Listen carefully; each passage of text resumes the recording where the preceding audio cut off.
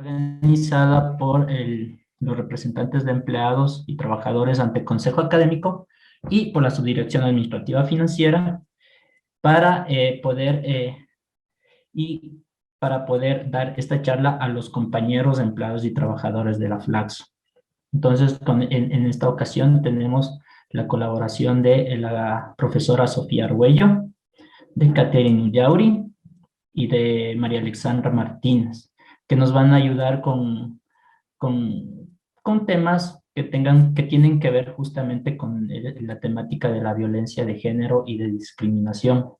Para quienes les agradezco mucho por haber aceptado participar en esta charla, ya que es un tema que actualmente a todas las personas nos ha, mm, es muy importante para todas las personas que vivimos actualmente eh, en un mundo donde, a pesar de tener la distancia, también debemos tener este tipo de respeto con los compañeros y con todas, y más aún a aquellas personas que también se encuentran de manera presencial yendo no solo a la Flaxo, sino también teniendo relación con las demás personas, ¿no? Entonces, no sé si es que sin más, ¿no?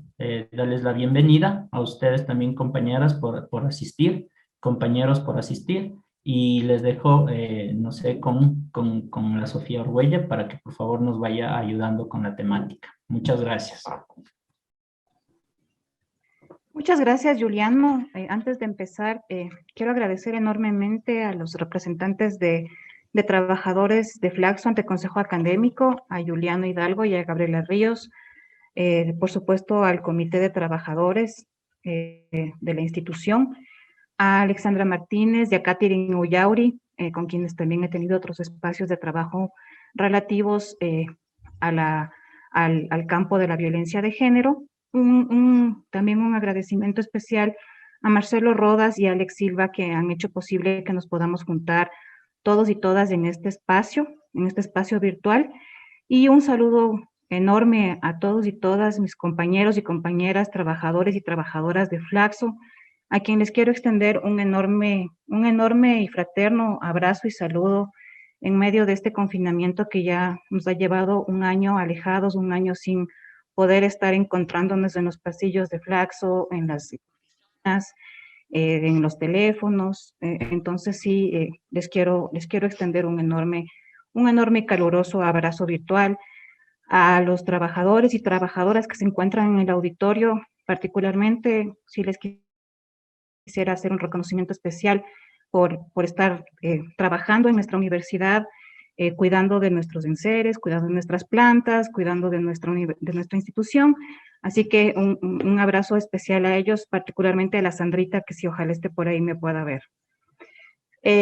Bueno, entonces, a partir de esta introducción, que realmente sí para mí es muy emotiva, que poderme encontrar con ustedes en este espacio, quisiera empezar con la presentación para la cual he sido invitada y que tiene que ver, después de haber discutido con algunos de mis colegas, con Juliano, con Gaby, con Alexandra y Catherine, quisiera hacer una presentación relativa a algunos elementos sobre la violencia y la discriminación, para un poco adentrarnos ya a cuestiones más particulares relativas a la violencia de género, pero yo sí considero que es fundamental que podamos debatir, que podamos tener algunas ideas, más allá de la circunscripción particular de la violencia relativa a la posición de género, es decir, a las diferencias entre hombres y mujeres, y que podamos hacer un debate y que yo pueda hacer una presentación sobre otros elementos que considero que son importantísimos que podamos pensar y que podamos reflexionar.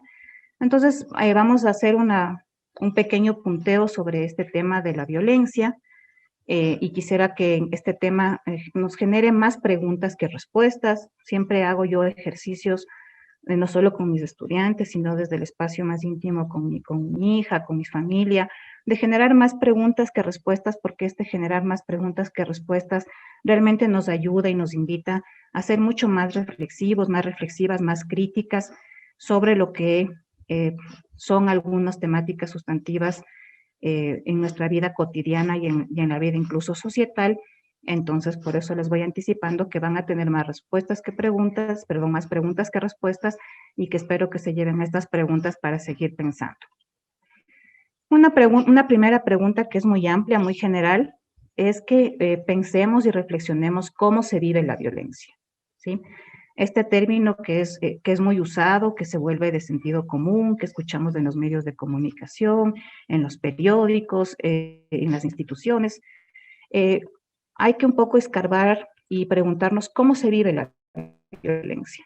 Ya ni siquiera preguntarnos qué es, porque podemos cada uno y cada una de nosotras tener un significado, darle un sentido a eso que es la violencia. Y a mí me gusta más bien partir de esta idea de cómo se vive, cómo se experimenta, incluso cómo se vuelve esa vivencia de la violencia, cómo se vuelve y cómo se interioriza en nuestra mente y en nuestro cuerpo. Entonces, esta es una pregunta clave que me parece que tenemos que ir cuestionándonos constantemente, y a partir de esta pregunta yo he traído algunos elementos para que podamos reflexionar conjuntamente.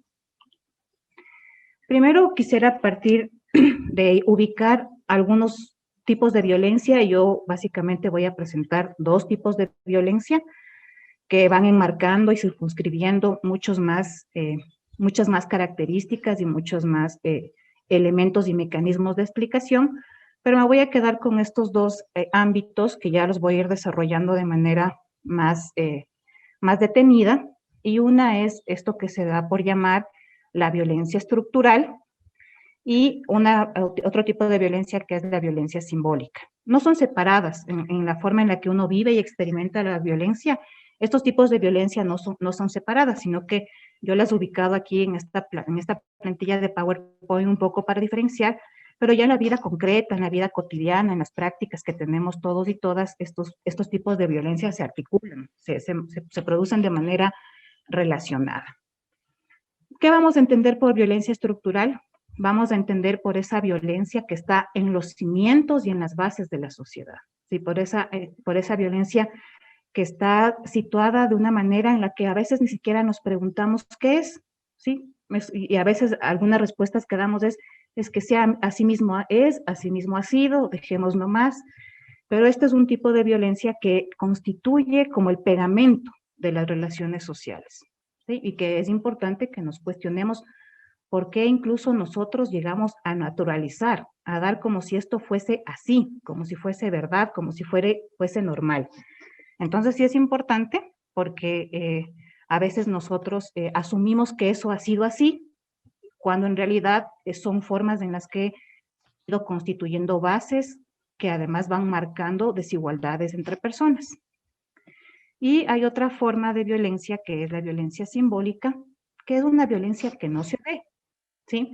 Que es una violencia que incluso puede ser indirecta, que no es necesariamente física, porque también es importante que sepamos que la violencia no siempre se hace efectiva o no siempre se visibiliza a través de la violencia física, sino que se presenta particularmente de maneras muy sutiles y de maneras en las que no necesariamente nos cuestionamos por qué se produce.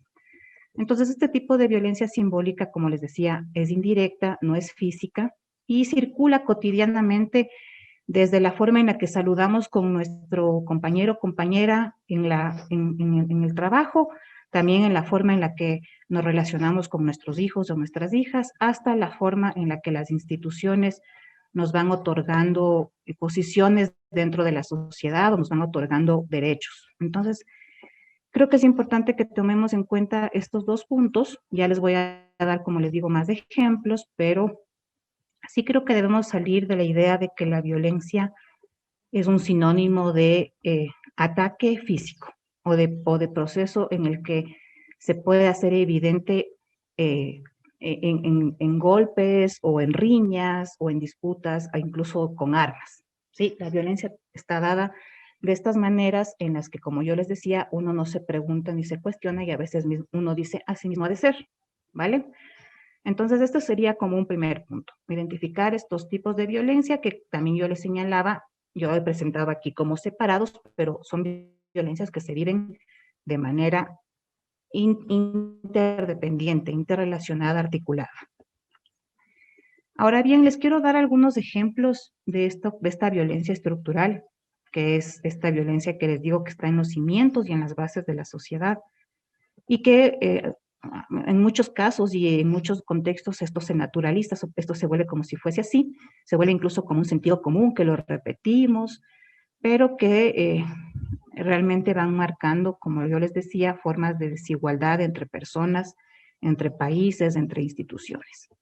Esta violencia estructural se da de manera muy tácita a través de formas de explotación que pueden ser formas de explotación laboral, en donde unas personas tienen unas condiciones laborales distintas a otras, formas de subordinación, en donde se crean jerarquías entre personas en espejo de esta violencia que es el cimiento social. Uno puede ver ahí una forma de subordinación entre el trabajo que hacemos a las mujeres en relación al trabajo que hacen los hombres. Y como les decía, esta violencia también genera desigualdad, acrecenta desigualdades, reproduce desigualdades, porque se va haciendo como una bola de nieve. Imagínense en que hay una bola de nieve donde comienza chiquita y va rodando, va bajando la ladera y se va haciendo cada vez más grande. Entonces, esta violencia por lo general se reproduce. Obviamente hay mecanismos de muchos tipos que van desde nuestras propias formas de relacionarnos con el otro hasta construir políticas estatales incluyentes que pueden ir mermando o haciendo de manera diferenciada estos procesos de desigualdad, pero es una violencia que va constantemente a reproducirse. Entonces, les voy a poner algunos ejemplos. Un tipo de violencia estructural está dada por el origen social que tenemos las personas y que parten desde preguntas tan concretas y pequeñas como quiénes han sido nuestros padres, de dónde venimos, qué estudiamos, a qué nivel de educación llegamos, cuáles son nuestros ingresos, qué van a tener como aspiraciones y como futuro nuestros hijos. Entonces, esta pregunta no es una pregunta menor, porque ustedes han escuchado, yo creo que constantemente, esta frase que parece también como de sentido común, que dice, el pobre es pobre porque quiere y porque no trabaja. Sí, nada menos cierto que esto.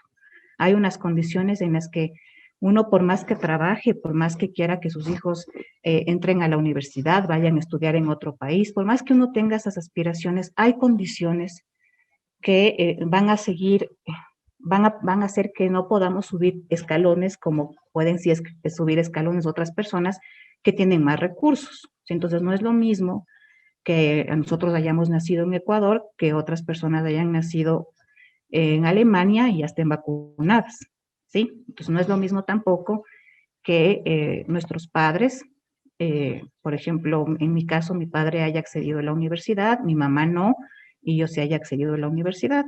Entonces, estas formas del origen social generan violencia, ¿sí? Generan violencia porque posicionan a los seres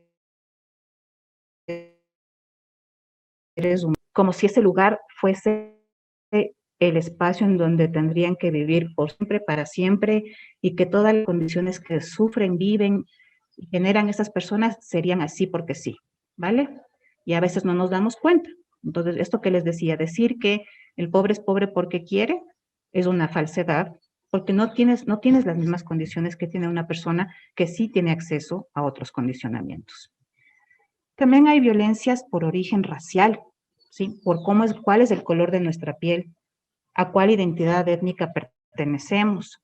Y por supuesto, este tipo de violencia está muy arraigada en países como los nuestros, los latinoamericanos, y también en países europeos, en donde al vernos distintos se generan prácticas terribles de racismo.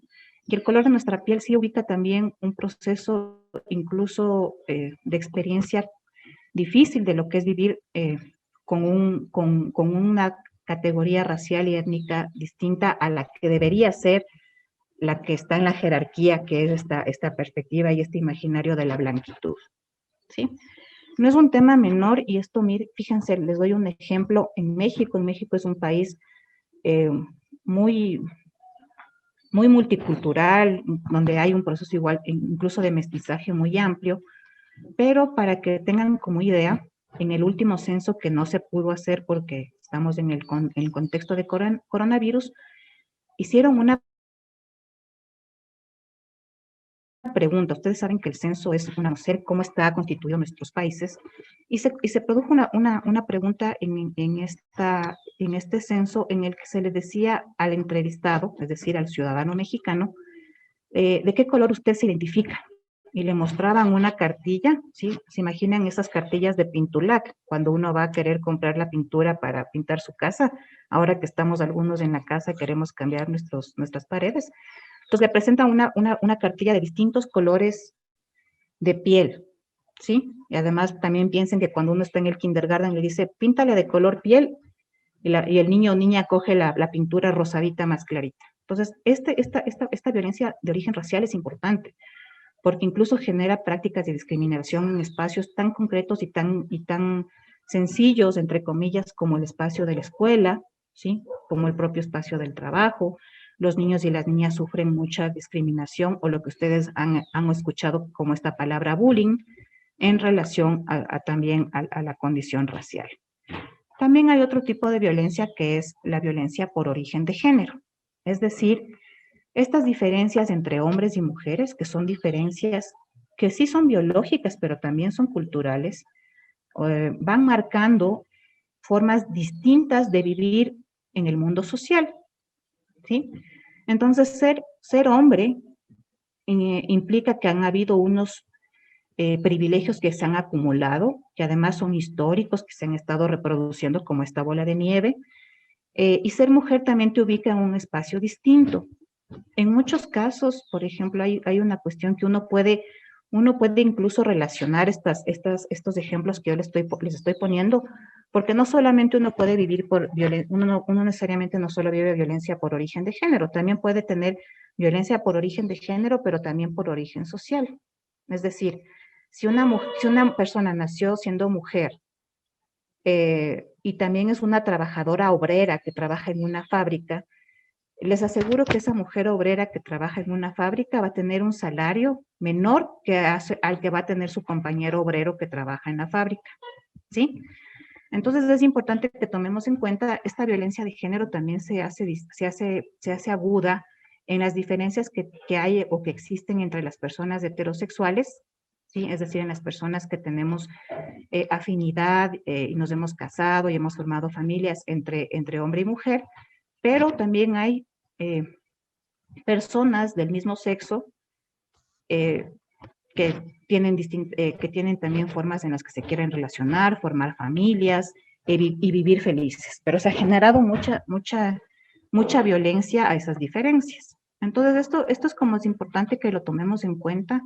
Hay otras formas de violencia que también van atravesando estos tipos que yo les he puesto aquí. Piensen en la cuestión de la edad, ¿sí? ¿Qué implica, no es cierto? Incluso la edad, líguenlo a la violencia de origen social. Cuando uno busca trabajo, le dicen, busco joven con experiencia.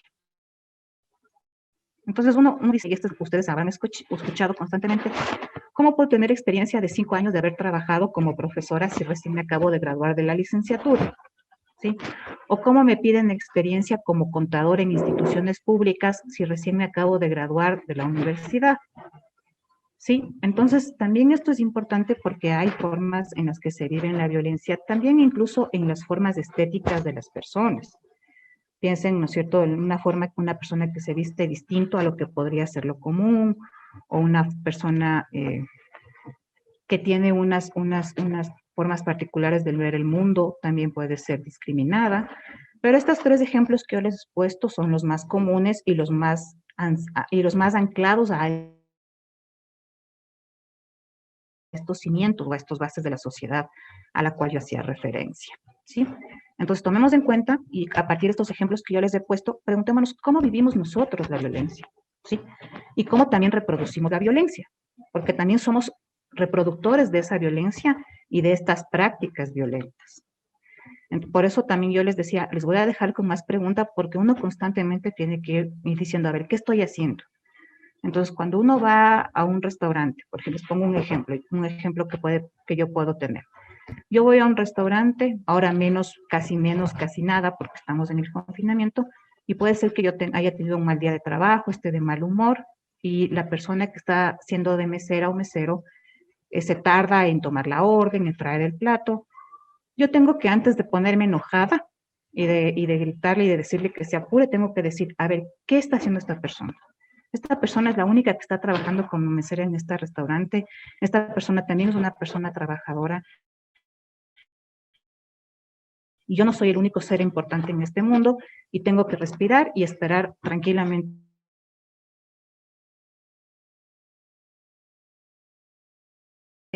a también, ¿sí? Entonces, esta pregunta de cómo se vive la violencia, por favor, tómenlo como un ejercicio cotidiano, ¿sí? ¿Cómo vivimos la violencia? ¿Cómo tener el taller este día? Sino para que también todos los días vayamos pensando. Y créanme que es difícil, porque aunque no quiera, un día puede verme mi mal humor y mi mal día en el trabajo y termine diciéndole a la mesera, ya apúrate, si no me voy, y me voy. Y luego me voy a sentir mal, pero tampoco es que todos tenemos la capacidad de autocontenernos, ¿vale?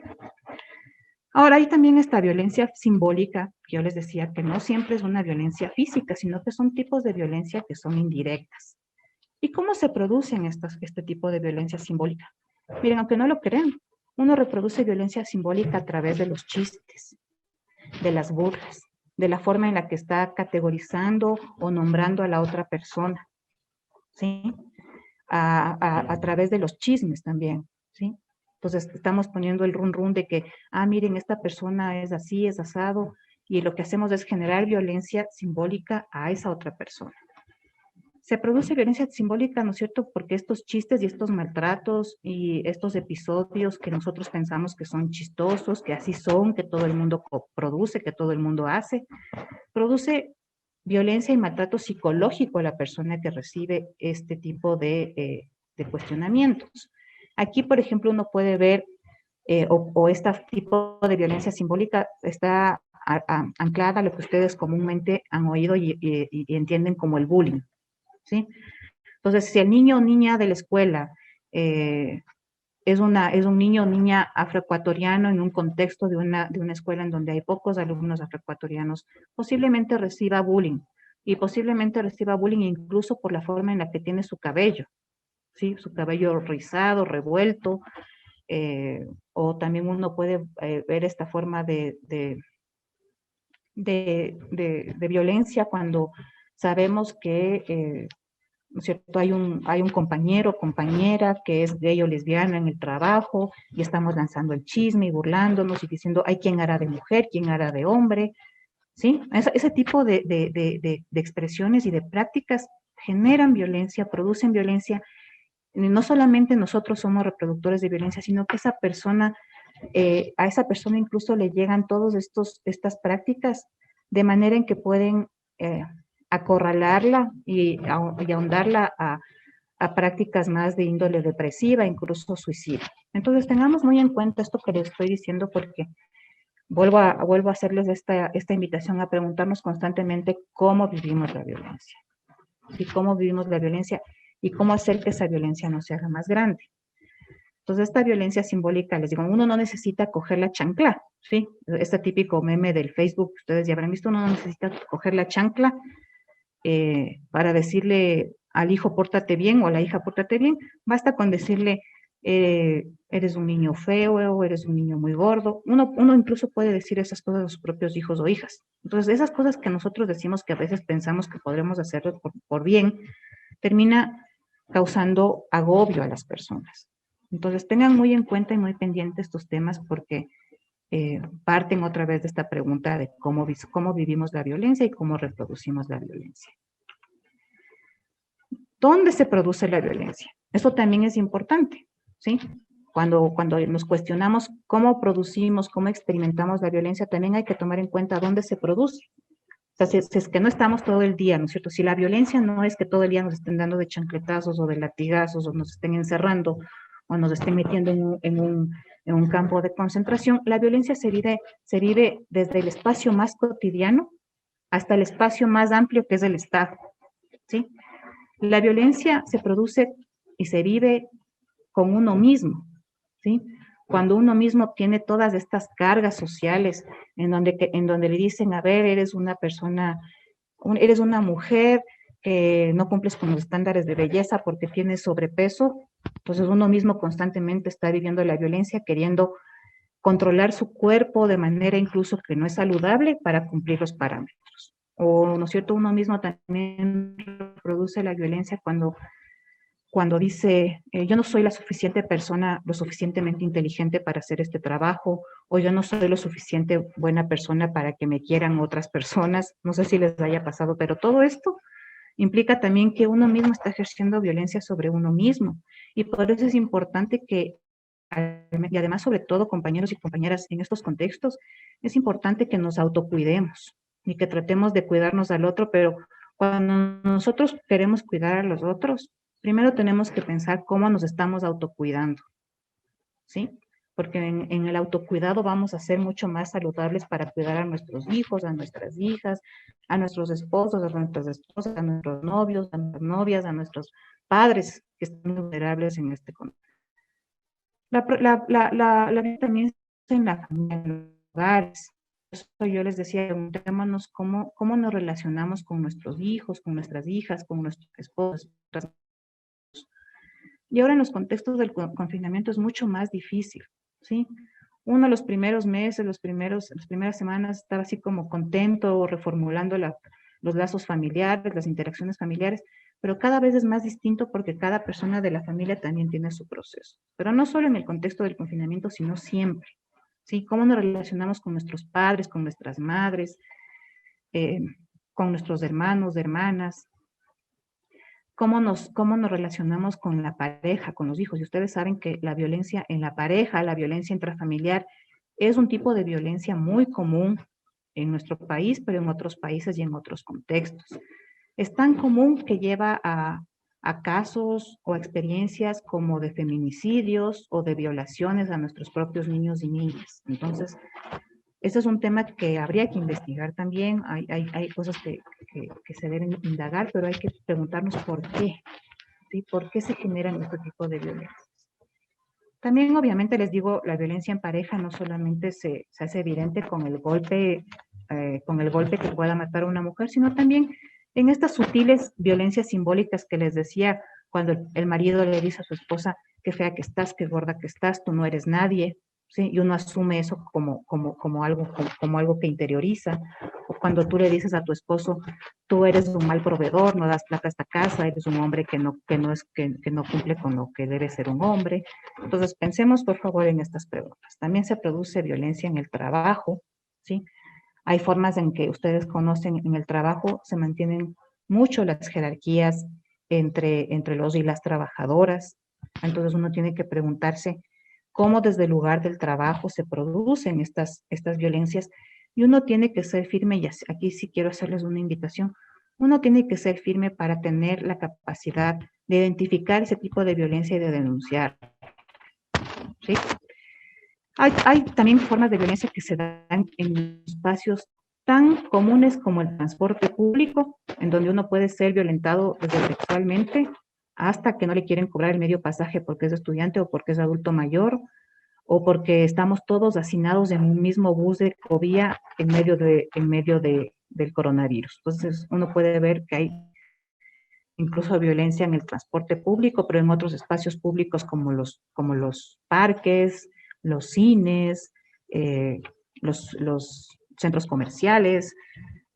O sea, incluso en la calle, cuando uno va caminando, ¿no es cierto? Te pueden gritar o te pueden lanzar como, comillas, un piropo, pero también te pueden lanzar un insulto racial, un insulto racista.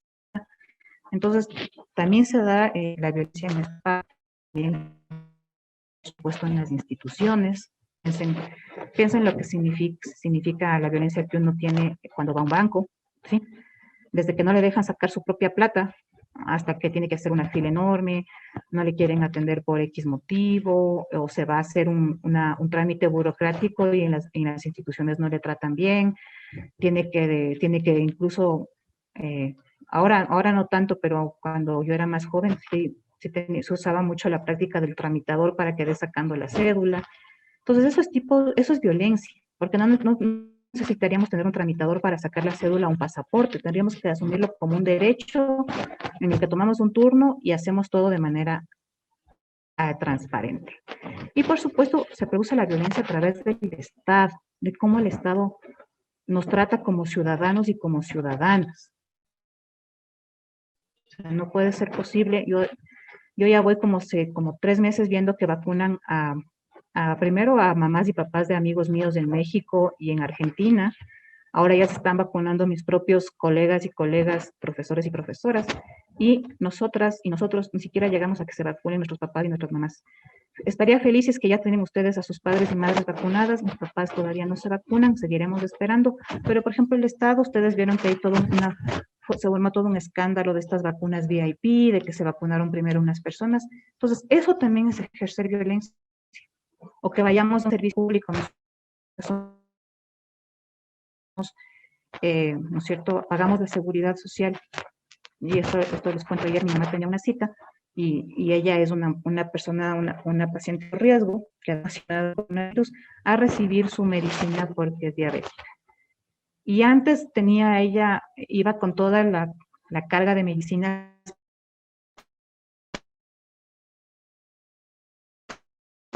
y diciendo que no hay medicinas. Entonces, miren, además nosotros somos, ¿no es cierto?, pagamos el seguro social, pero no tenemos de vuelta nuestras garantías, y además hay que ser también solidarios, porque quien tiene un salario más alto tiene que ser solidario con el otro para que reciba la seguridad social, porque de eso se trata. Entonces, el Estado también produce violencia, y con esto les quiero decir que la violencia, como les señalaba antes, se produce desde lo que uno mismo tiene en su más íntimo e interior del ser, hasta lo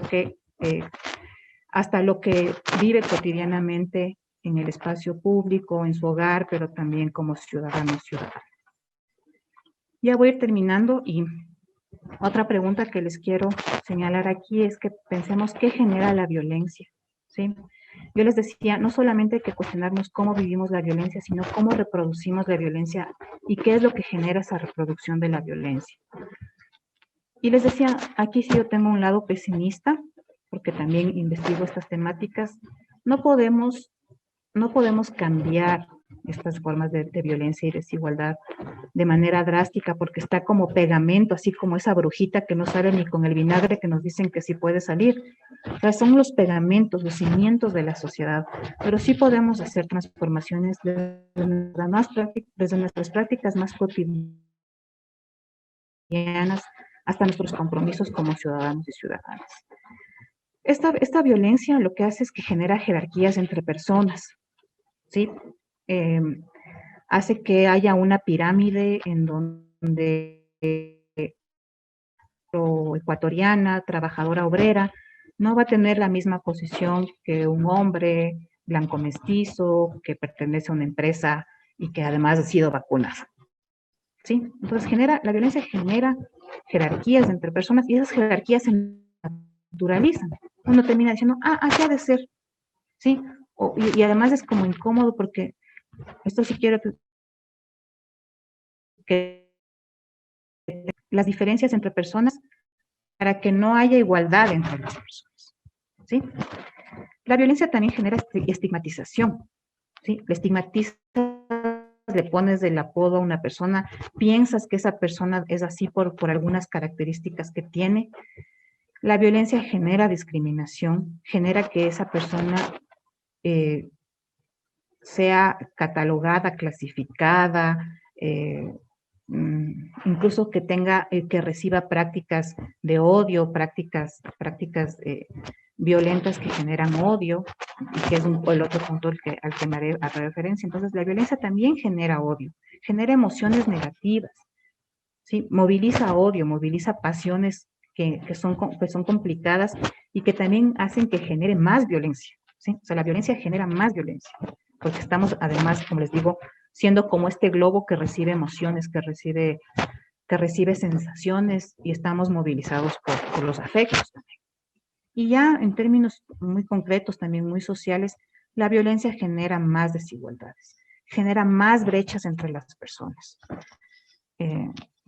Y va generando estas diferenciaciones, que son diferenciaciones que ya les digo que se han mantenido por muchos años, por muchos siglos incluso, pero que siempre tenemos que tener la capacidad de reflexionar sobre estas prácticas, y la capacidad en estos contextos incluso tan adversos, poder primero tomar conciencia de lo que sucede, tener la capacidad y la fortaleza de poder denunciar estas prácticas violentas, y también ser personas en las que tratemos en lo posible de no generar y no ser nosotros generadores de esta violencia. Entonces, estas son preguntas que yo les he querido dejar aquí planteadas, un poco para que nos preguntemos, más allá de que podamos, ¿no es cierto?, tener súper claro el panorama, porque ya les digo que siempre ha sido mi labor en muchos ámbitos no dejar respuestas, sino dejar más preguntas. Y espero que estas preguntas también hayan servido para que nosotros mismos nos cuestionemos desde nuestra propia posición, como hombres, como mujeres, trabajadoras, trabajadoras, madres, padres, y que nos estemos haciendo un ejercicio autorreflexivo de cómo somos, hacia dónde vamos, pero también de qué recibimos y de cómo lo recibimos, y de que y de que es muy necesario que no naturalicemos las cosas ni que nos preguntemos o que nos cuestionemos y nos digamos así mismo es, porque así no son las cosas, ¿sí? Eso les quería decir, y finalmente invitándoles a que construyamos un mundo libre de violencia. Esto es bastante complicado, pero es un ejercicio que va desde nuestros propios espacios privados hasta el espacio más público, ¿sí? Y les quiero agradecer una vez más enormemente por estos minutos que me han otorgado para conversar con ustedes, y espero que hayan otros encuentros, y otra vez más también les mando este abrazo fraterno y cariñoso a todos y todas ustedes, trabajadores, trabajadoras de Flaxo. Muchas gracias. Muchísimas gracias, Sofía, a ti. Muy interesante los temas que has topado. Yo creo que justamente abordar más temas más preguntas que respuestas es muy importante para cada uno de nosotros. Y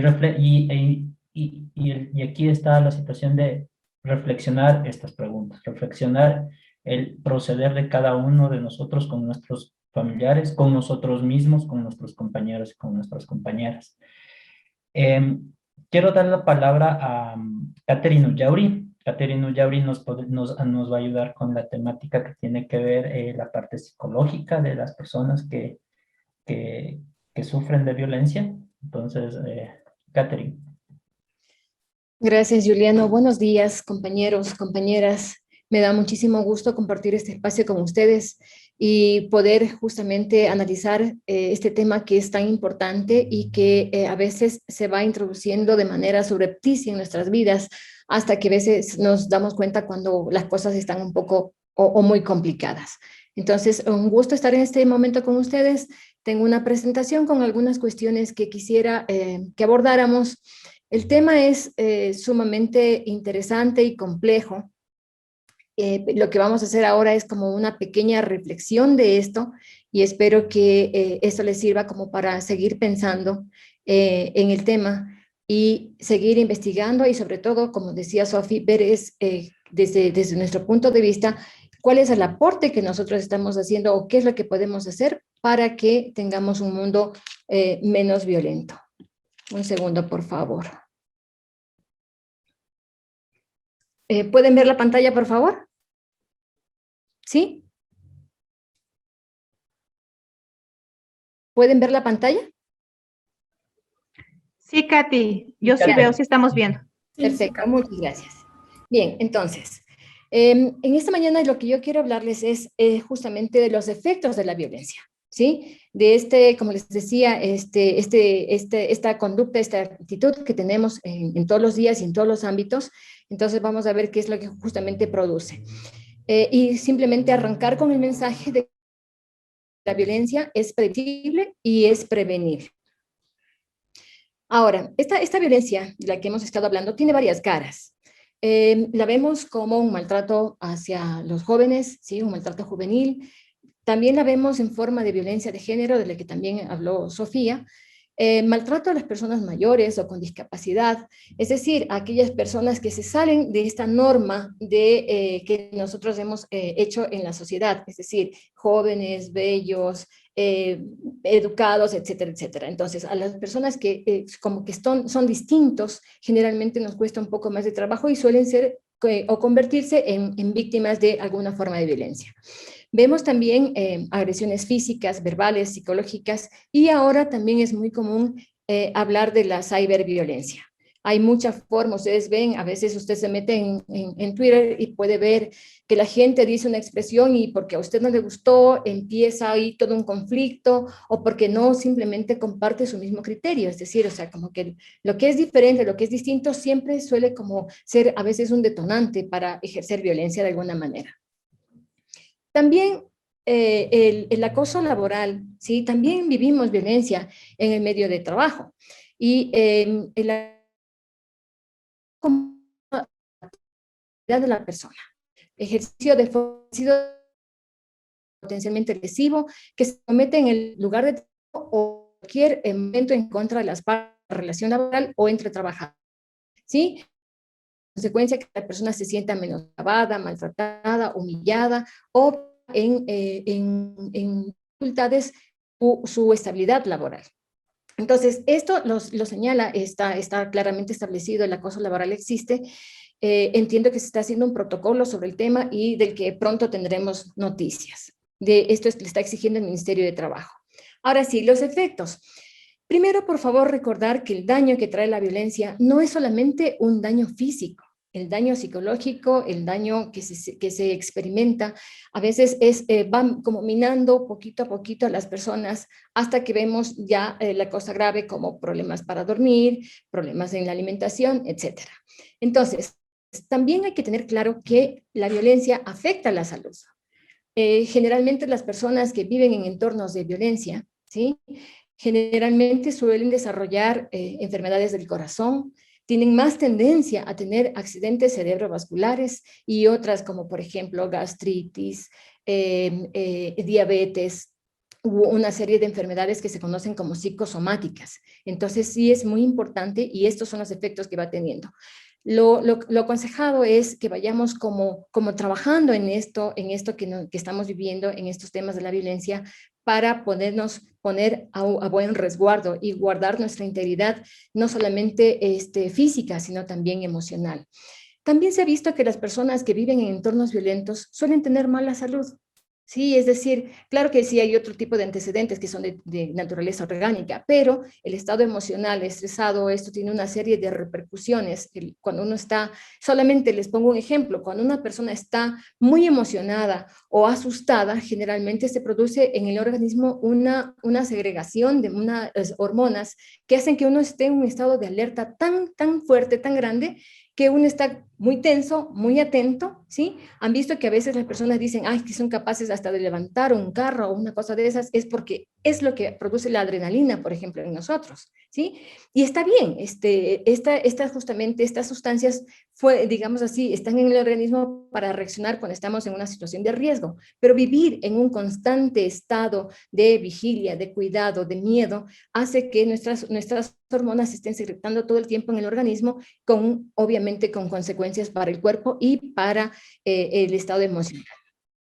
También en vivir en estado de violencia se asocia o se relaciona con comportamientos de riesgo, ¿sí? Como por ejemplo fumar más, beber más, a veces experimentar con otras sustancias, siempre nos pone en estos comportamientos de riesgo, ¿no? O también en el otro lado, como por ejemplo descuidar lo que comemos, dejar de hacer ejercicio, entonces, porque perdemos la motivación, entonces básicamente también hacemos cosas que antes hacíamos y que eran buenas y luego ya como que no nos interesan y las dejamos a un lado. La violencia también afecta las esferas de convivencia social y laboral. Eso también hay que tenerlo claro. Una persona que se siente maltratada o hostigada en el trabajo, también esto tiene muchas repercusiones. Las personas suelen rendir mucho menos. De hecho, hay países en los que se está comprobando y haciendo como una especie de espacios combinados, ¿no? Entonces, ¿por qué? Porque eso básicamente incide también en la sensación de satisfacción de la persona que trabaja, ¿sí? Y obviamente también en el rendimiento, que es lo que también le interesa a la empresa. Y la persona también que vive en violencia generalmente esto trae costos económicos para los trabajos. Una persona que vive en violencia, como lo hemos visto, se enferma más seguido, obviamente tiene que a lo mejor faltar más al trabajo, y esto genera como costos económicos. La misma cuestión, si una persona se enferma a menudo, gripes, problemas estomacales o de diversa índole, también tiene un costo económico para la persona y para la familia. Y de hecho, y le he dejado para el final, y no por menos importante, es que la violencia afecta a la salud mental. La violencia hace que nos sintamos tristes, agobiados, deprimidos, y si bien a veces hay algunos trastornos que se producen por algunas cuestiones de tipo orgánico, lo que hace vivir en violencia es detonar, es decir, como reventar o que se produzca la llama o la explosión para que aparezcan estos temas de salud mental. Entonces, hay que darle la importancia al tema, la importancia que requiere. Y ahora también una de las formas de violencia es la violencia de género. ¿Sí? Como Sofi ya lo dejó muy claro, es toda acción que consiste en un maltrato, puede ser físico, psicológico, sexual, económico, ejecutado por un miembro de la familia en contra de la mujer u otros integrantes de la familia. Esto dice el Código Orgánico Integral Penal. Y considerar que la violencia no es un hecho aislado, es un proceso que va subiendo en intensidad y que en ocasiones suele llegar a tener desenlaces fatales. Es decir, al principio tenemos un insulto, luego un empujón, ¿sí? Luego un golpe, y que podemos llegar a tener desenlaces fatales, por lo que sí es un tema que hay que tener muy, muy en cuenta. Ya se ha visto que la violencia de género también es una situación aprendida, por lo tanto, podríamos hacer todo un esfuerzo para revertir definitivamente sus efectos. A veces las agresiones empiezan por un abuso psicológico, ¿no? Como si fueran actitudes de cuidado o de protección. Por ejemplo, no salgas porque algo te puede suceder, o no te pongas esa ropa porque la gente te va a decir algo en la calle, ¿no? O no salgas a apagar la luz porque algo puede pasar, mejor lo hago yo. Entonces empieza así como una especie de cuidado, ¿no? O esa amiga que tú tienes o ese amigo que tú tienes no me gusta, hay a veces control. Estas agresiones en algunas ocasiones sí producen también la muerte. Por esa razón es un tema que no es cualquier cosa, que hay que darle la importancia que tiene. Estas agresiones también suelen producirse en un tiempo alargado, ¿sí? En un tiempo prolongado, es decir, como les digo, ¿no? Y entonces decimos, pues nosotros generalmente lo naturalizamos o lo justificamos diciendo que, qué sé yo, esta persona tuvo un mal día o por el momento está pasando por una situación crítica o algún problema. Entonces a veces justificamos estos comportamientos agresivos, ¿no? Esto lleva a que nosotras o la persona que está viviendo violencia generalmente sufra en su autoestima, en su seguridad personal.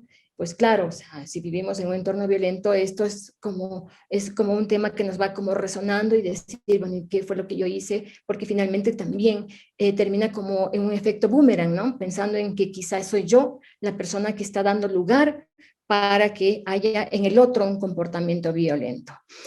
Y afecta no solamente a las mujeres agredidas, ¿sí? O a las personas agredidas, sino a hijos, familias y comunidad.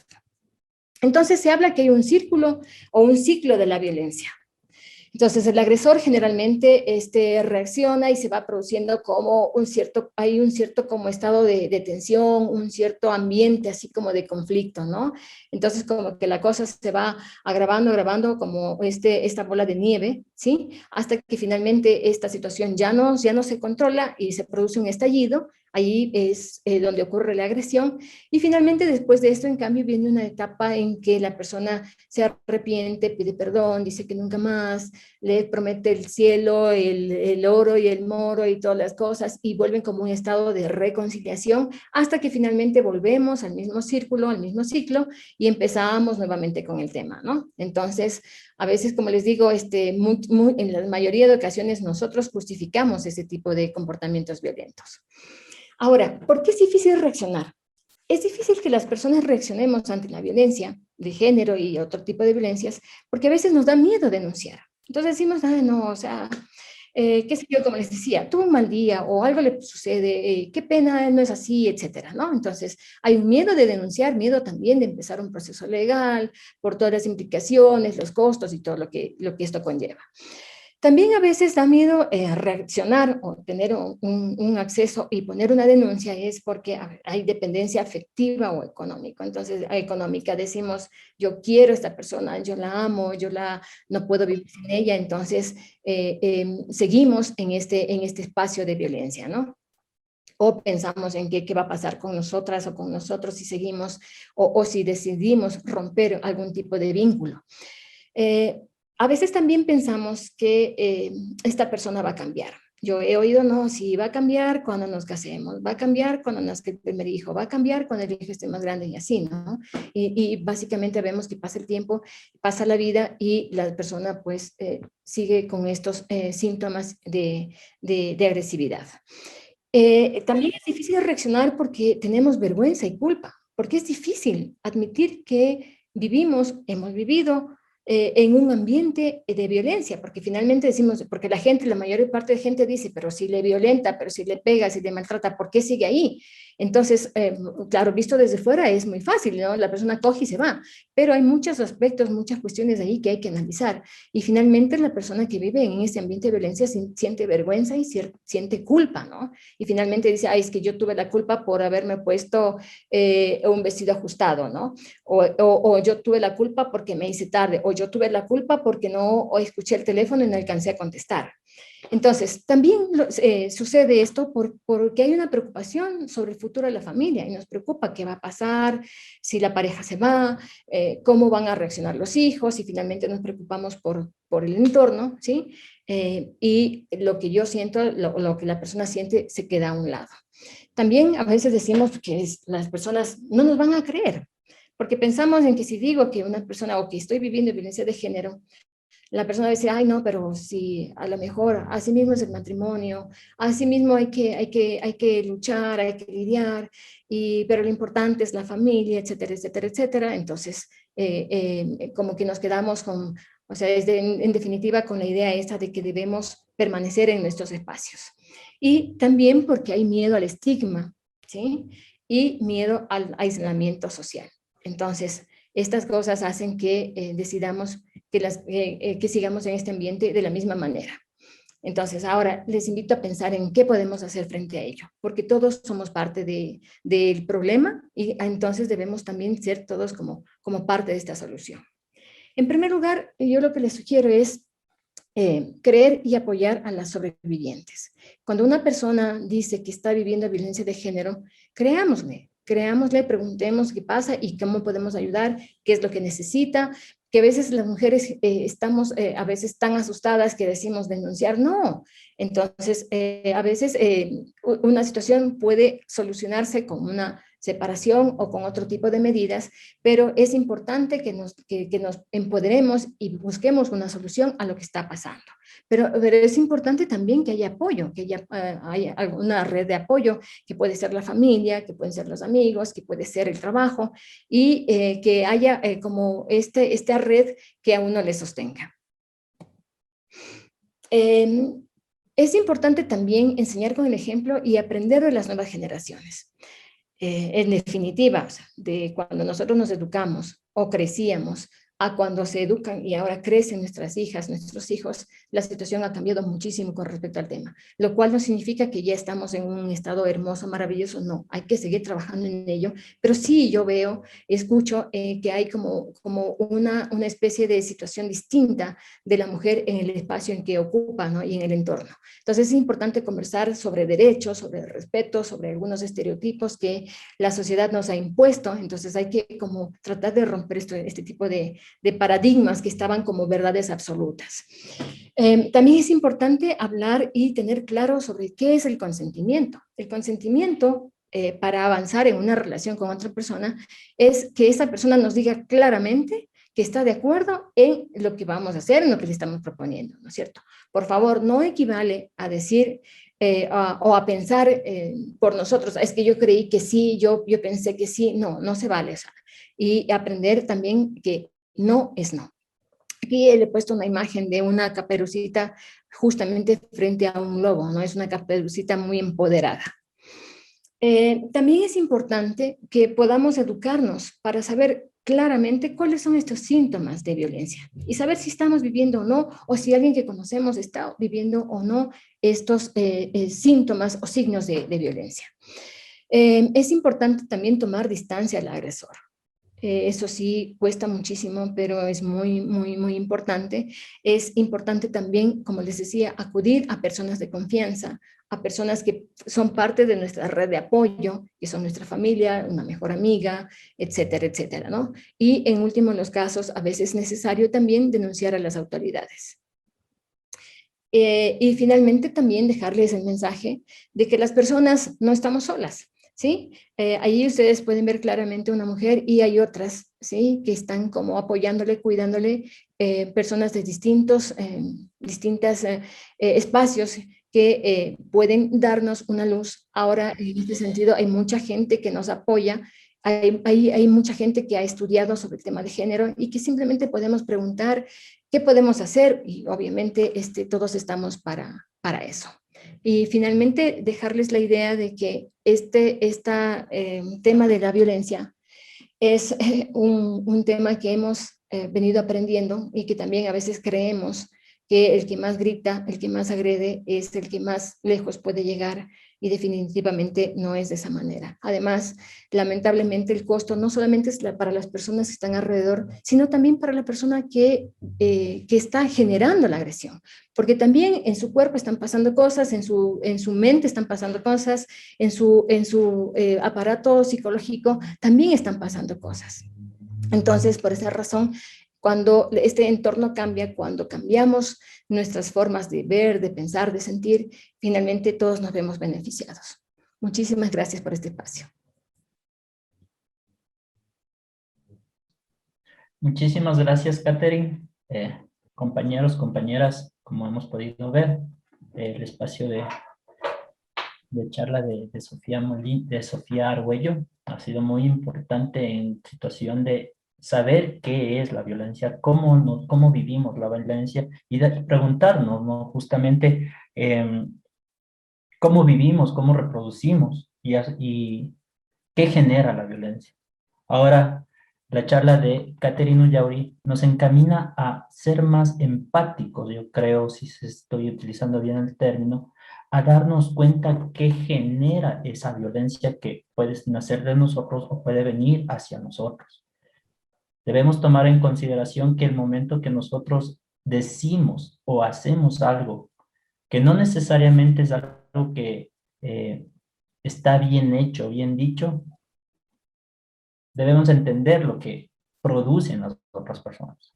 Debemos tomar en consideración cómo puede afectar al resto de personas. Así incluso lo hayamos dicho o lo hayamos hecho sin ninguna intención de hacerlo. Por eso me parece muy rescatable los efectos, cómo nos afecta este tipo de discriminación, ¿no? Que puede estar encaminado desde el hogar y que nos puede afectar a las personas, a nosotros mismos, y que podemos proyectar esa afectación al resto de personas. Muchísimas gracias, Catherine. Y ahora, bueno, en realidad, ¿qué hacemos con todo esto, no? ¿Qué hacemos con todo esto? La idea de esta charla es también ver a dónde podemos llevar este tipo de cosas, ¿ya? La compañera Alexandra Martínez, que trabaja en la Procuraduría, nos podría orientar. Hay muchos espacios a nivel ya, digámoslo, legal, que podemos, las personas que están siendo afectadas por algún tipo de violencia, de discriminación, pueden acudir. Hay incluso instancias legales como la Fiscalía, etcétera, pero actualmente la Flaxo cuenta con un protocolo de violencia de género, ¿sí? Y la Alexandra Martínez lo que nos va a ayudar es a saber cómo activar ese protocolo, cómo proceder con ese protocolo, la institución en sí, cómo está procediendo, cómo se procesa todos los casos que tienen que ver con violencia. Entonces le dejo la palabra a la Alexandra Martínez. Buenos días, compañeros. Qué gusto verles a través, aunque sea de este medio, de manera virtual, esperando antes que nada que se encuentren bien en compañía de todos sus seres queridos. Bueno, como dijo Juliano, en mi caso, lo que voy a hablar es básicamente del proceso que contiene el protocolo. No sin antes explicarles de dónde nace nuestro protocolo.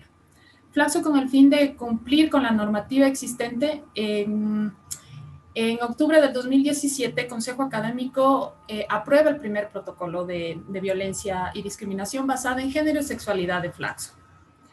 Pero a raíz de la publicación, de la expedición de la ley para prevenir y erradicar la violencia contra las mujeres, se vio la necesidad de actualizar ese protocolo tomando ciertos insumos de esta ley. Y este protocolo fue aprobado en marzo del 2019, que es el que actualmente está vigente y el cual estamos utilizando. A través de este protocolo se dan ciertos procedimientos institucionales internos para procesar todas las denuncias que tengan que ver basadas en nuestro protocolo, dando facilidades a las víctimas. Esto es medidas de apoyo, medidas de acompañamiento, asesoría legal, inclusive pues, ayuda psicológica, y respetando en todo momento el debido proceso y el derecho a la defensa. Y una de las cosas muy importantes en el caso de las víctimas es evitar en la medida de lo posible la revictimización. ¿Qué es la revictimización? La revictimización es todo acto que haga que la víctima recuerde lo sucedido. Y este tipo de cosas pueden darse en el trabajo, pueden darse en el ámbito judicial, cuando tienen que repetir una y otra vez la versión de lo que les haya pasado. Bueno, ahora adentrémonos al proceso en sí de lo que tiene nuestro protocolo. El protocolo puede activarse de la siguiente manera. Está dirigido a toda la comunidad de Flaxo. Ustedes, para presentar la denuncia, tienen que acudir a la unidad de bienestar estudiantil, en este caso con Katy, que por lo general y siempre la acompaño para la recepción de las denuncias. Y en primera instancia, dependiendo de lo que tenga que hacer, en qué estado venga la víctima, voy a proyectar un pequeño share screen. Deme un momentito. Okay.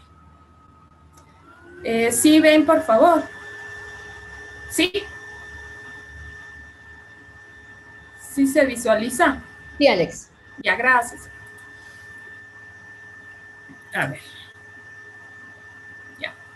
Entonces, en un primer momento nosotros vemos qué es lo que está pasando. Porque puede ser que la víctima llegue en una crisis terrible en la que, previo a tomar la denuncia, debemos actuar en ese momento. Puede ser que necesite ayuda psicológica o tal vez hasta ayuda médica. En el caso de que no sea así, se recepta la denuncia, la misma que es reducida a escrito.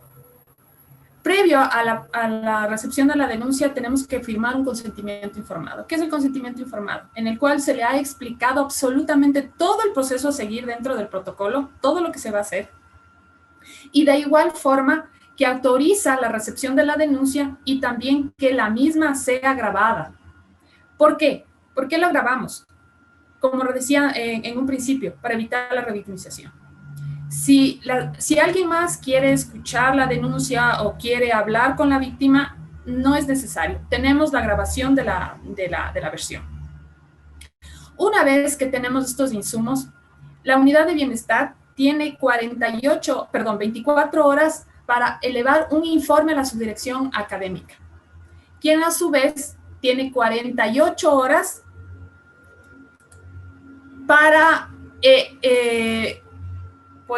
convocar al comité de ética especializado. Este comité de ética especializado está conformado por la subdirectora académica, quien es la que la preside, por un docente profesor del Departamento de Sociología y Género y de Estudios de Género, el representante de profesores en el caso de que el caso, valga la redundancia, esté inmiscuido un profesor, el representante de estudiantes, si se tiene que ver con estudiantes, o el representante de trabajadores. Pero si el caso tiene que ver puede ser entre un profesor y un estudiante, o tal vez entre un trabajador y un estudiante, o cualquiera de estos casos, pues se pide la presencia de un experto externo que tendrá voz y voto.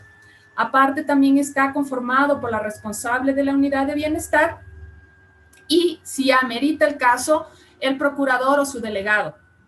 Y también puede estar un especialista externo. Dentro de este informe que les hablaba hace un momento, ya desde la unidad de bienestar se ponen las medidas de protección que la subdirección académica puede ampliarlas o modificarlas.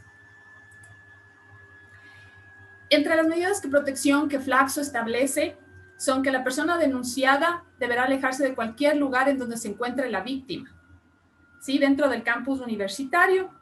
De igual forma, cambiar de espacio o área de trabajo, de las tareas asignadas. En el caso de los estudiantes, cambiarles tal vez de tutor de tesis y demás. La sede también colaborará en el caso de que hayan medidas de protección que hayan emanado de los entes judiciales externos, ¿no? Eso también tomaremos todas las medidas pertinentes con el fin de que se las haga cumplir dentro del espacio de Flaxo. Una vez que se convoca al comité de ética especializado, eso tiene que ser dentro de los 5 días, término, el comité se reúne. La primera reunión lo que hacen es conocer absolutamente todo el caso. Entre las cosas que tienen que resolver dentro de la primera reunión es si es que se acoge o no la denuncia como violencia basada en discriminación y género, entre otras cosas que van dándose durante todo este tema de la primera reunión. Se da a conocer de la versión de la víctima, de cómo sucedieron los hechos, todo esto en la total confidencialidad, porque este protocolo, al igual que la ley, se basa en los principios básicos que tenemos en este tipo de cosas, que son la confidencialidad, ¿sí? Nosotros asignamos un número, se asigna un número al caso, no se mencionan nombres ni de agresor, ni del presunto agresor, ni de la víctima o víctimas. Dentro de esa reunión se establece un día y una hora para que el agresor rinda su versión. De esta manera nosotros precautelamos el derecho a la defensa y respetamos ese principio también, ¿no? Previo a que el agresor en una siguiente reunión del Comité de Ética Especializado rinda su versión, tiene una reunión, en este caso con mi persona, con el fin de que revise todo el expediente que hasta ese momento se tenga dentro de, ¿no? Esto con el fin de que él sepa de qué se le está acusando, de qué se trata la denuncia. Se presenta ya, digámoslo así, si cabe el término, a la audiencia, más bien dicho, una reunión, la siguiente reunión con el Comité de Ética Especializado, rinde su versión, sale de la reunión, en este caso lo estamos haciendo de forma virtual, en el caso dado que se dé algún inconveniente en este tema, y el Comité de Ética Especializado puede, a más de la versión, solicitar cuantas pruebas sean necesarias con el fin de que puedan resolver de la mejor manera. Con todas las pruebas analizan, hacen siempre análisis, siempre hacen bastantes reflexiones respecto de uno y otro caso, porque cada uno de los casos es completamente diferente y se debe direccionar de distintas maneras. El comité, para resolver o para tener pruebas o lo que fuere, se puede reunir cuantas veces sean necesarias para poder tomar la mejor decisión, ¿no? Una vez que luego de todas se lleva a cabo todo este tipo de reuniones del comité y ha tenido todas las pruebas que sean, que pueden ser documentales, puede recibirse inclusive testigos, más versiones de lo que sí la víctima, si es que ella quiere, puede comparecer ante el comité, pero no es necesario. No es necesario, para eso se tiene ya, como les decía, los insumos que son la versión escrita y de igual forma la versión que se encuentra grabada, ¿no? Una vez de esto, el comité resuelve de acuerdo a las sanciones que establece el protocolo y también lo que establece nuestro estatuto de Flaxus Ecuador y también el código de ética y demás, ¿no? Legislación de Flaxus Sistema. Entonces, entre las sanciones que nosotros tenemos, establece el protocolo, está la amonestación verbal para estudiantes, personal académico y administrativo, reiteración de amonestación escrita para estudiantes, personal académico y administrativo, multas sobre el salario o la retribución mediante honorarios para el personal administrativo y académico, suspensión por un módulo de estudios para estudiantes, revocatoria de la matrícula para estudiantes, expulsión de la sede para estudiantes y o separación de la institución para personal académico, administrativo y académico, ¿no? Esta última sanción puede sugerir el comité de ética especializado, pero quien toma la última decisión es consejo académico. Una vez que se notifica la sanción al presunto agresor, ¿sí? Dependiendo de cuál esta fuera, pongamos el caso de que sea la expulsión de la sede o la separación de la sede, puede apelar en el término de 8 días, ante el comité de ética especializado, quien a su vez dentro de 3 días tiene que presentar un informe bien sustanciado al comité, pues a consejo académico, quien, como les decía, es la persona, básicamente el cuerpo colegiado que tiene que decidir sobre las faltas graves, y más aún si se trata de una expulsión o separación. El consejo académico puede acoger la recomendación, en este caso del comité de ética especializado, y pues mediante resolución dar la sanción respectiva, ¿no? En este caso, digamos, como teníamos el ejemplo, la más grave. De esta resolución también de consejo académico, el presunto agresor tiene 8 días para volver a apelar. Después de todo esto, vuelven a hacer un análisis y ya sacan una resolución que es de la última instancia, si cabe el término, ¿sí? Inclusive puede remitir este caso al comité de ética del sistema internacional. Como les decía, el comité de ética especializado puede tomarse el tiempo necesario, las reuniones necesarias con el fin de mejor resolver todas las pruebas, diligencias que sean necesarias, citar a todas las personas involucradas. Al agresor se le envía 3 citaciones para que pueda comparecer. Y en el caso dado de que la víctima quiera desistir, lo tiene que hacer por escrito. Y a través de la unidad de bienestar siempre se le va a dar un seguimiento a la víctima, un acompañamiento. Ahora hay algo que señalar que establece nuestra normativa, y es que en la LOES dispone que en el caso de que una de las instituciones del sistema superior tenga conocimiento de un supuesto delito, puede ser acoso sexual, abuso sexual, violación, en el peor de los casos, tiene la obligación que a través de su representante legal, eso nos menciona el artículo 86 de la LOES, de presentar la denuncia ante la Fiscalía. Muchos de los casos no llegan sin haber hecho digamos que paso previo, el presentarse ante la justicia ordinaria, como le digo yo, para presentar esta denuncia. Entonces, Flaxo, como les decía, tiene la obligación. Obviamente, desde un principio a la víctima se le consulta si lo ha hecho. Si lo ha hecho, pues que nos ayude con toda la documentación necesaria para que forme parte del expediente administrativo que tiene Flaxo y que reposará y cuya custodia es la Procuraduría de todos estos expedientes. Y si no, pues con todos los insumos que se vayan dando durante el transcurso del proceso, se prepara la denuncia para presentarla en la fiscalía.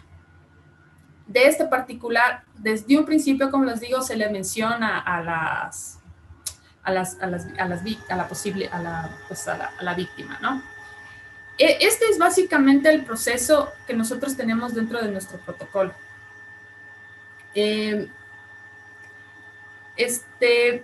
Eso sería todo. Decirles que sin ningún problema ustedes pueden acercarse, si es que tienen algún inconveniente, algún problema, esperemos que no, porque el protocolo está, pero se supone que debería ser, yo le considero que debería ser como una ley que no debería, como una normativa que no debería utilizarse.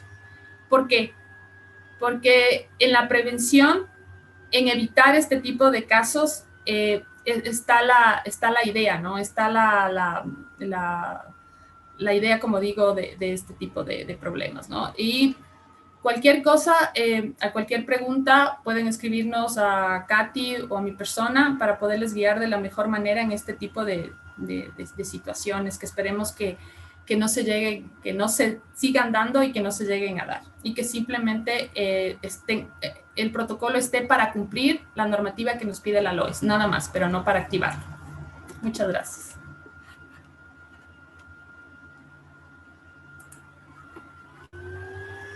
Muchísimas gracias, Alex. Justamente, bueno, como ustedes pueden ver, compañeros, compañeras, es muy relevante el tema de la violencia, porque, como podemos ver, existen estas violencias que tienen que ver con la violencia estructural, la violencia simbólica que nos ha venido ayudando a entender la Sofía, la profesora Sofía, también la afectación y la reflexión que nos ha propuesto también la Caterina Ullauri. Y ahora los procesos, digámoslo así, legales que dentro de la institución pueden estar siguiéndose para aquellas personas que se sientan víctimas de un tipo de violencia, ¿no? Pero igual, como decía la Alexandra, hay formas también, hay instancias a nivel nacional que también privilegian o tratan de que no existe este tipo de violencia, ¿no? La fiscalía, en casos de abuso o de acoso sexual. Incluso tengo entendido que el Ministerio del Trabajo ha emitido un acuerdo ministerial para que todas las instituciones tengan un tipo de protocolo de acoso laboral. Entonces, todas estas cosas, todos estos procedimientos, todos estos comités son necesarios para todas las instituciones que nosotros como trabajadores nos desenvolvemos, ¿no? Tenemos esa cotidianidad de estar relacionándonos con personas. No necesariamente el hecho de que estemos en teletrabajo, estemos en una metodología virtual, significa que nosotros podamos ser víctimas o podamos aportar a este tipo de violencias, ¿no? Peor aún, las personas que están relacionándose presencialmente, ¿no? No sé si es que posiblemente los compañeros tengan algún tipo de consulta, algún tipo de criterio, lo podrían escribirlo a través del chat y nosotros gustosos le responderemos.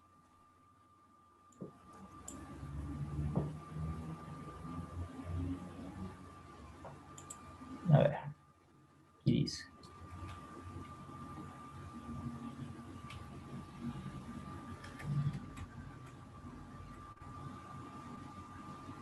Dice, es importante la periodicidad de reflexionar sobre estos temas similares enmarcados en la prevención y con la participación de todos los que hacemos flags. Sí, justamente la idea que nosotros tenemos como representantes con la Gaby Río es que estos temas se vuelvan más costumbre dentro de las instituciones. En este momento hemos comenzado con dar estas charlas para los empleados y trabajadores. En un futuro nos organizaremos ya posiblemente con los representantes de los profesores y de los estudiantes para ampliar este tipo de temáticas, porque es una temática que es necesaria y ya se viene, como les decía, posiblemente la incorporación de este acuerdo que habla sobre el acoso laboral de la, de la mujer en el ámbito laboral. Entonces, vamos a seguir ahí, vamos a seguir en estas temáticas. Sofi. Muchas gracias, Juliano, y a todos y todas, compañeros y compañeras, por estar en esta tarde. Creo que es importante un poco lo que discutíamos antes de hacer esta presentación, y es también poner en conocimiento de los y las trabajadoras de Flaxo que tenemos un protocolo de violencia de género que salvaguarda los procedimientos en torno a este tipo de violencia, pero que también es importante que ante cualquier otro escenario más allá de la violencia de género, ustedes tengan el conocimiento y la capacidad de poder hacer sus respectivas denuncias a través de la unidad de bienestar. Como yo les había dicho, hay otras formas en las que la violencia se reproduce, en la que hay formas de jerarquías que uno a veces naturaliza y que incluso le paraliza y tiene miedo de poder hablar y de poder denunciar. Entonces, si bien tenemos el protocolo, también en la Flaxo hay un código de ética que sí sirve como como un marco legal que regula las relaciones de socialización y de convivencia en el espacio universitario. Entonces, sí les quisiera decir eso porque la comunidad universitaria está conformada por un cúmulo importante de personas distintas. Tenemos a los estudiantes, a las estudiantes, a los y las trabajadoras que además están diferenciados por distintas unidades y también a los y las profesoras.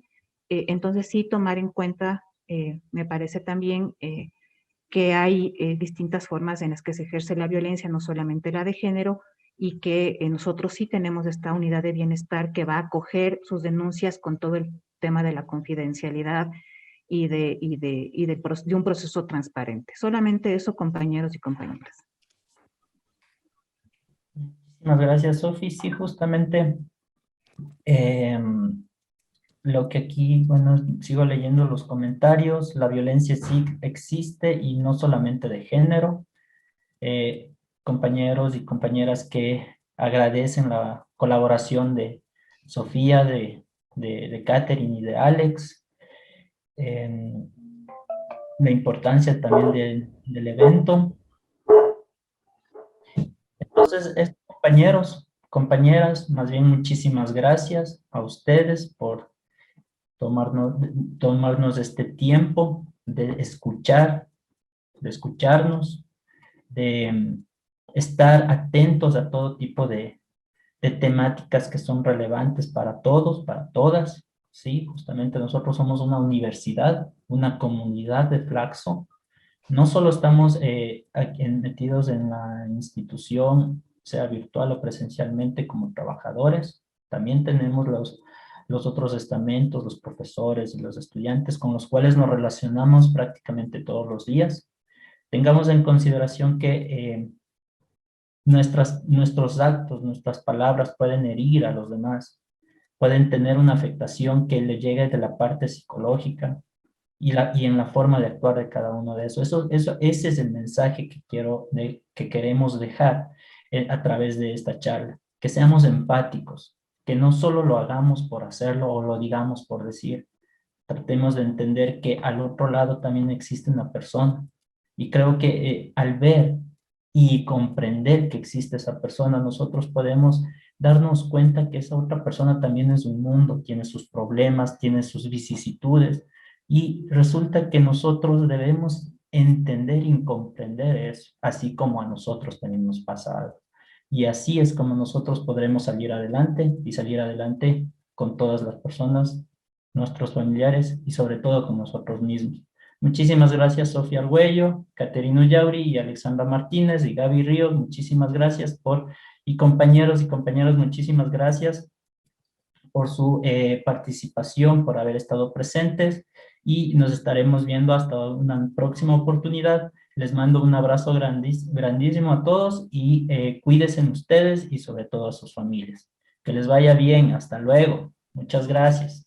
Gracias. Muchas gracias a todos, Nada. compañeros, compañeras, un fuerte abrazo y también otra vez más yo me siento muy contenta por haber sido invitada como profesora para este espacio. La verdad me llena de mucha alegría. Cuídense mucho y ya nos volveremos a encontrar y abrazar.